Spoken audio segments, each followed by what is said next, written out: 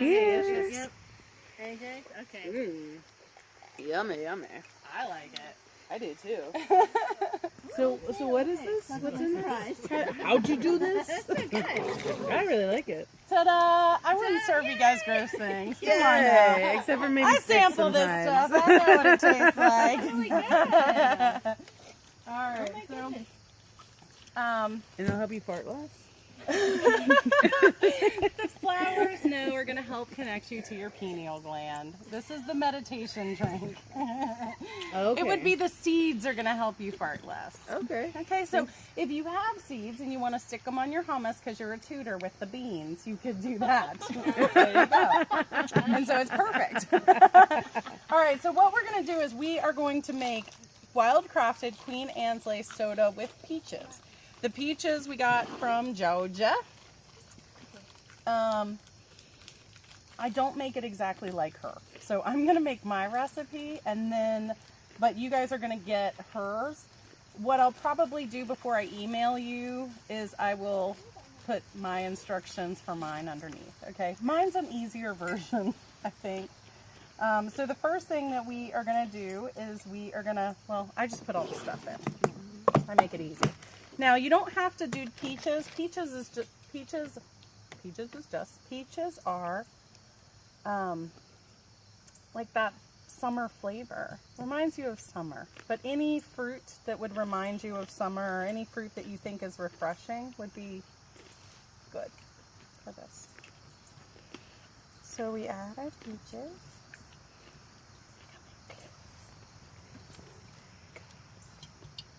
We want to do about 2 cups of peaches or 2 large peaches. If they're smaller, you'd want to do like 3 peaches.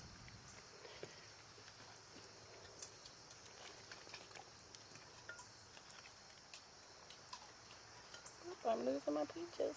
So this is what I'm going to make and drink in a couple of days. And it's all mine.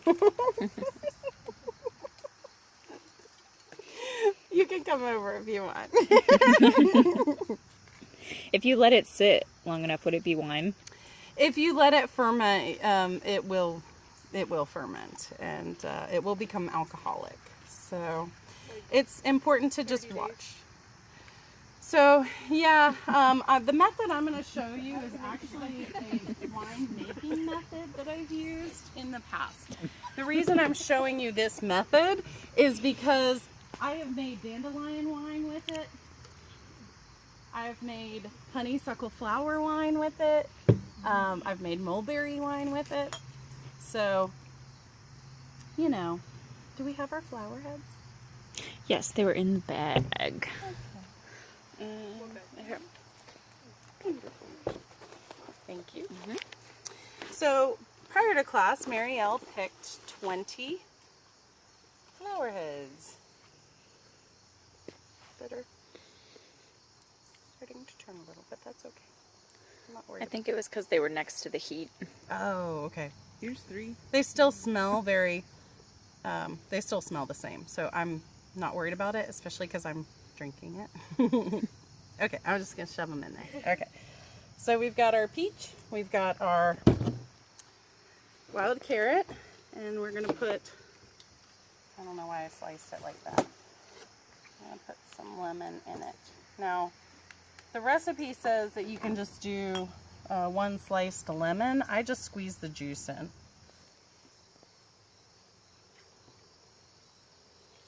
So I don't know what she might say in here, to be honest. I didn't even read a recipe. I just thought you guys would have like some sort of visual to base this recipe off of that was similar.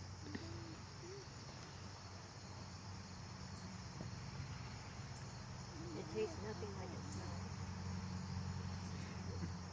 smells. It is fermented. All right. And then we're going to add a 1/2 cup of honey. So the yeast needs some sweetness. It needs honey, or generally with the wine I will use, instead of honey, I will use sugar. The more sugar you use, the sweeter the wine will be. The less sugar you use, the drier it will be. You can use honey, but we've generally used sugar. And then you're going to add, this is a wine yeast. You can use a champagne yeast as well. I think her recipe calls for that. A pair of scissors would have been nice.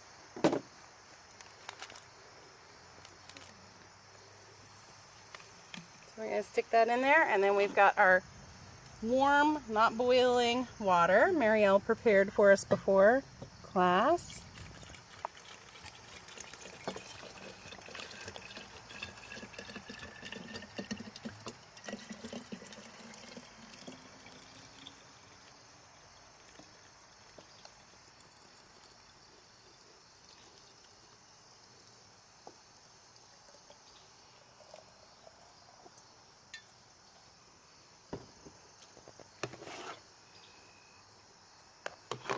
I'm going to rinse this off a little bit.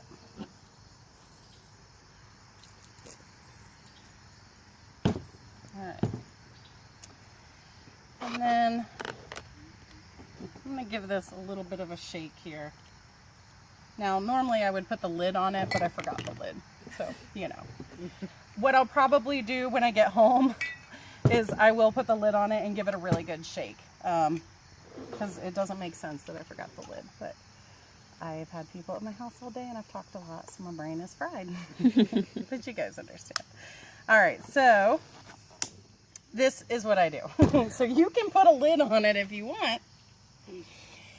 But the one that I made for you guys, I did put a lid on it because I was like, I'll keep an eye on that. And then I got a little sidetracked and I had it on the shelf and I heard and I looked over and it was starting to buckle the lid. So then I take it outside and I'm like, I don't want to open this. I'm like running around with it like, and it's like, zzz. And I'm like, oh my gosh, okay. It was fine. I'm still here. I have both eyes, so we're good. But that was scary, so why do that?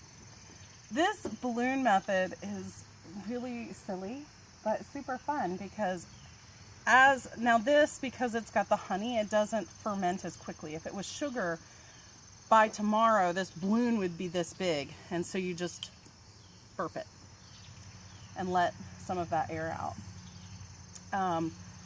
But because of the honey, it might actually take a little bit longer. It might be 2 days, but basically you just want to put it somewhere where you can see it, and as the balloon gets big, you just burp it a little bit and let it sit out for a couple of days. To make soda, you don't want it to ferment too much, so you ferment it for a couple of days. You'll start to see it'll be a little fuzzy and bubbly, and then you can stick it in the fridge and put the lid on it, and then you want to probably drink it fairly soon. Does it need to be in a dark place? No. For the wine, would it? I don't think that you specifically have to put it in a dark place, but we usually do put it in our foyer just because it's out of the way and we walk through there every day. So it's exciting sometimes to make the wine and just be like, oh, look at the balloon. Did you see the balloon today? But it's like a family effort where it's whoever walks by it burps the balloon. It's kind of fun because it's like, oh. So there you have it.